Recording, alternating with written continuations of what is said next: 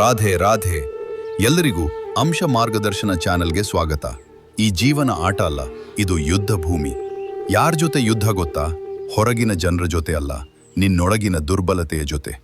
ಪ್ರತಿದಿನ ನೀನು ನಿನ್ನನ್ನೇ ಗೆಲ್ಲಬೇಕು. ಸ್ವಾಮಿ ವಿವೇಕಾನಂದರು ಹೇಳಿದರು, ದುರ್ಬಲತೆವೇ ಪಾಪ. ನೀನು ದುರ್ಬಲ ಅಂತ ಭಾವಿಸಿದ ಕ್ಷಣವೇ ಸೋಲು. ನೀನು ಬಲಿಷ್ಠ ಅಂತ ನಂಬಿದ ಕ್ಷಣವೇ ಜಯದ ಆರಂಭ. ನಿನ್ನ ಮೇಲೆ ನಂಬಿಕೆ ಇಲ್ದಿದ್ರೆ ದೇವರ ಮೇಲೆ ನಂಬಿಕೆ ಇಟ್ಟು ಏನು ಪ್ರಯೋಜನ? ಮೊದಲು ನಿನ್ನನ್ನೇ ನಂಬು, ನಿನ್ನ ಕನಸುಗಳನ್ನು ನಂಬು. ಇವತ್ತು ನೀನು ಅನುಭವಿಸ್ತಿರುವ ಕಷ್ಟ ನಾಳೆ ನಿನ್ನನ್ನು ಗಟ್ಟಿಯಾದ ವ್ಯಕ್ತಿಯಾಗಿ ರೂಪಿಸ್ತಿದೆ. ಬಂಗಾರ ಬೆಂಕಿಯಲ್ಲಿ ಕರಗಿದಾಗ ಮಾತ್ರ ಹೊಳೆಯುತ್ತದೆ. ಅದೇ ರೀತಿ ಮನುಷ್ಯನು ಕಷ್ಟದಲ್ಲಿ ಗಟ್ಟಿಯಾಗ್ತಾನೆ. ಓಡೋದು ಸುಲಭ, ನಿಲ್ಲೋದು ಧೈರ್ಯ. ನೀನು ಭಯದಿಂದ ಓಡಿದ್ರೆ ಅದು ಹಿಂಬಾಲಿಸ್ತದೆ. ನೀನು ಅದನ್ನು ಎದುರಿಸಿದ್ರೆ ಅದು ಓಡುತ್ತದೆ.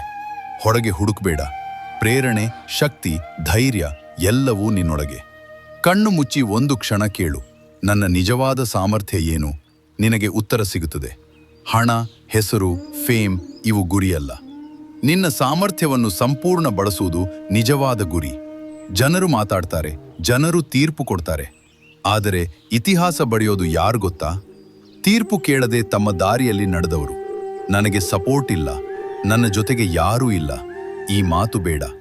ಒಬ್ಬ ದೃಢ ನಿಶ್ಚಯ ಹೊಂದಿದ ವ್ಯಕ್ತಿ ಲಕ್ಷ ಮಂದಿಗಿಂತ ಶಕ್ತಿಶಾಲಿ. ಇವತ್ತು ಮನೆಗೆ ಹೋಗುವ ಮುಂಚೆ ನಿರ್ಧಾರ ಮಾಡು, ನಾನು ದುರ್ಬಲ ಅಲ್ಲ, ನಾನು ಸೋಲಿನ ಕಥೆ ಅಲ್ಲ, ನಾನು ಸಾಧನೆಗೆ ಹುಟ್ಟಿದವನು.